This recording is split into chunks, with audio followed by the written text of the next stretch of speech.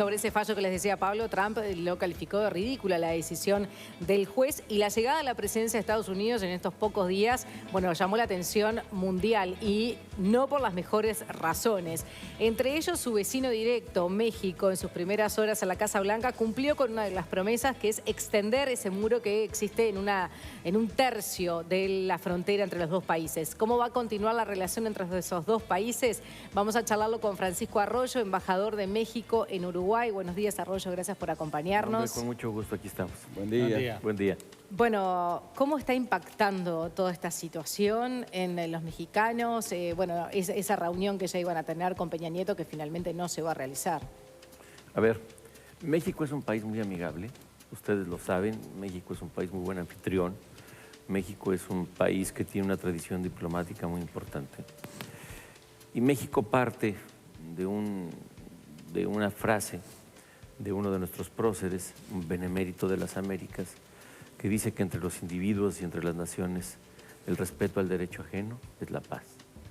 Luego entonces, ¿qué estamos haciendo? Tratando de ir a una renegociación del Tratado de Libre Comercio con los Estados Unidos, una actualización que después de 25 años es fundamental, y tratando de convencer por la vía del diálogo diplomático a nuestra contraparte norteamericana de lo bueno que sería para ambos países tener una relación constructiva, propositiva y buena. ¿Y por qué este ensañamiento de Trump con México y el muro? El muro, cuando en realidad salió una noticia, ¿no?, que va más gente de Estados Unidos a México de México a Estados Unidos, ¿no? A ver, de México a los Estados Unidos va una fuerza laboral muy importante, o iba una fuerza laboral muy importante, ya no. Hace 5 años que los mexicanos están regresando y hace 5 años que nuestra migración es prácticamente cero. Luego de la crisis de Estados Unidos, la crisis económica. La crisis de Estados Unidos y porque en México hay empleos, hay empleos.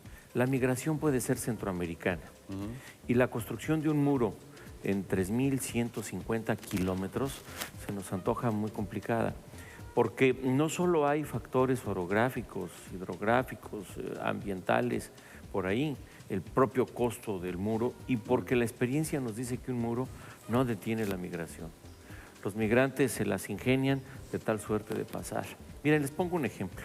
Hay 2 presas muy importantes para los Estados Unidos en medio de la frontera, y hay tratados binacionales de agua que prevén esta situación. O bien, las aguas en esa zona, que son muy escasas, quedarían del lado de México. Los afluentes en esa zona están del lado de México.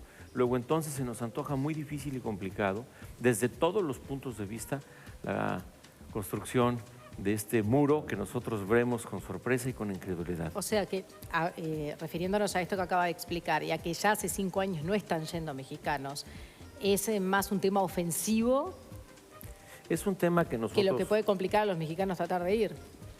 Es cierto, les complica a los centroamericanos.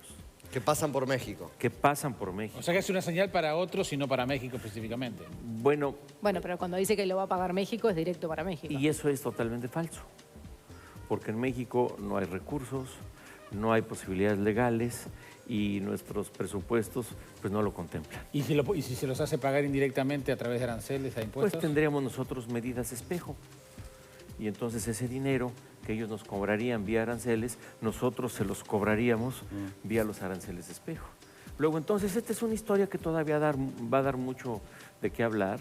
Nosotros tenemos que conservar la diplomacia, la calma, las buenas maneras y hacer que nuestro presidente siga adelante con lo que ha dicho, defender la dignidad nacional e ir a poner pecho para que la soberanía de México sea incólume. ¿Cómo trata México a esos inmigrantes centroamericanos que ellos sí tal vez quieren ir al norte y que para eso tienen que atravesar México, que ingresan muchos desde Guatemala en la frontera sur, donde ahí no hay un muro pero hay un tejido sí para intentar evitar la inmigración ilegal también?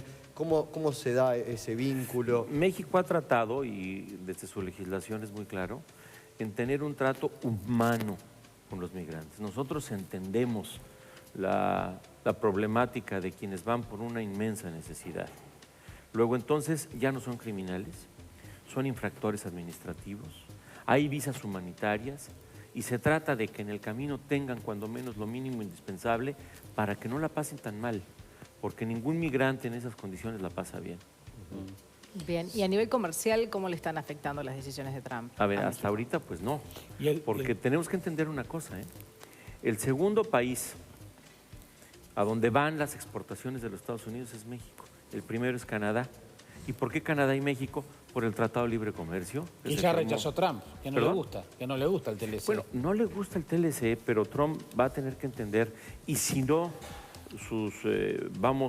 las empresas norteamericanas se lo tendrán que decir, de la importancia del mercado mexicano para el empresariado Pero norteamericano. les ha complicado algunas inversiones, ¿no? Se habló de una inversión de 1.400 millones que iba a hacer la Ford y que después la Ford anunció que iba a hacerla en Estados Unidos por 700 millones. Toyota salió a anunciar una fábrica en México y Trump muy rápido dijo, no piensen que van a construir los autos ahí para venderlos en Estados Unidos. ¿Es solo retórica lo de Trump? A ver, yo no podría decir como embajador que la palabra del presidente de los Estados Unidos es retórica. Estamos analizando un fenómeno. ¿Qué está pasando? Toyota ya dijo que sigue adelante y su inversión está en mi estado, en Guanajuato, está en Celaya, Guanajuato, que es donde existe el clúster automotriz más importante de México. ¿Y qué han dicho las otras empresas alemanas y asiáticas? Bueno, si se nos complica ir a Estados Unidos, aquí hacemos los autos y los mandamos al resto del mundo. Pero aún así, un pequeño Ford que construido en México podría costar $22,000, en Estados Unidos va a costar $30,000. Y la propia Ford, que canceló una planta en San Luis Potosí, tiene otras muchas plantas en México que no ha cancelado y que ya dijo que va a seguir operando. Bien. ¿Sienten que los han dejado un poco solos a los mexicanos en el resto de los países de América a nivel diplomático político? Ha habido mucha solidaridad, han salido muchos presidentes, congresos y organismos internacionales a respaldar a México.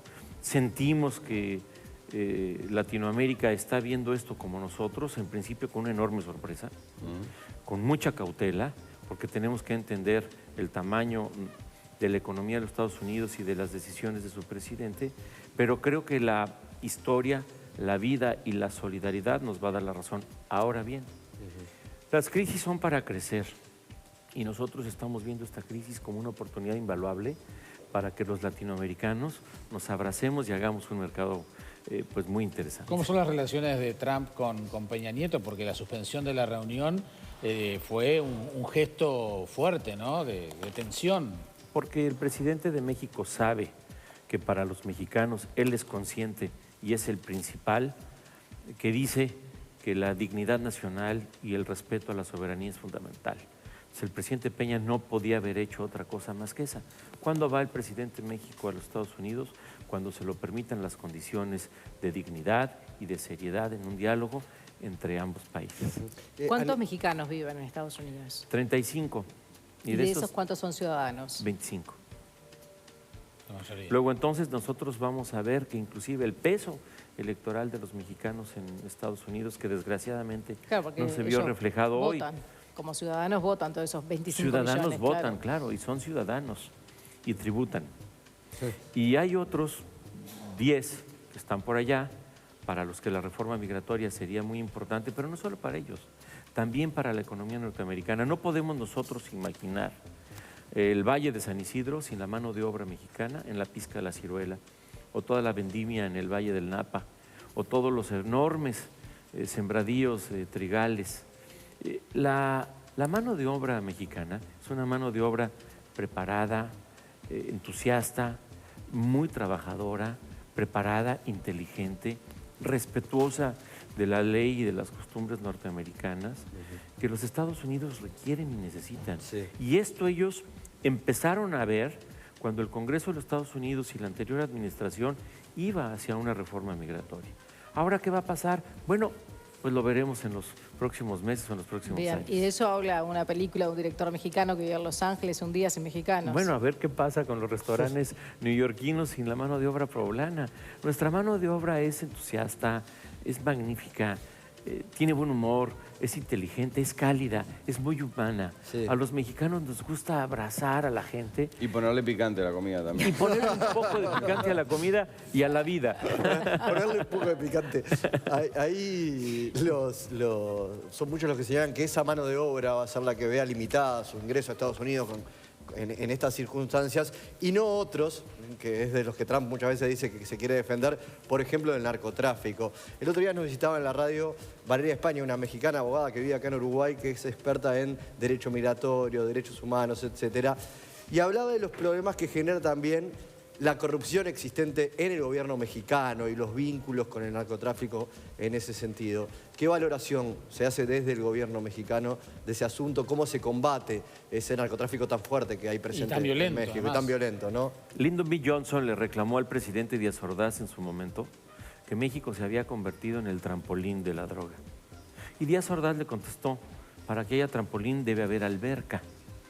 Luego entonces es un problema que tenemos entre ambos países, porque pasa por México pero se consume en los Estados Unidos. Ahora, lo que no se ha dicho y no se ha subrayado es que de Estados Unidos a México luego nos regresan armas y dólares en efectivo. Y esto, claro, alimenta las cadenas de corrupción que todo el mundo quiere combatir, porque la corrupción es un fenómeno que pudre todo lo que toca. La relación entre México y los Estados Unidos pasa también por seguridad, pasa por muchas otras vertientes que a los Estados Unidos les conviene que México continúe. Muy bien. Francisco Arroyo, muchísimas gracias por venir hoy. Gracias a ustedes por invitarme. Estoy muy contento. Gracias, embajador. Hasta Muchas luego. gracias. Momento de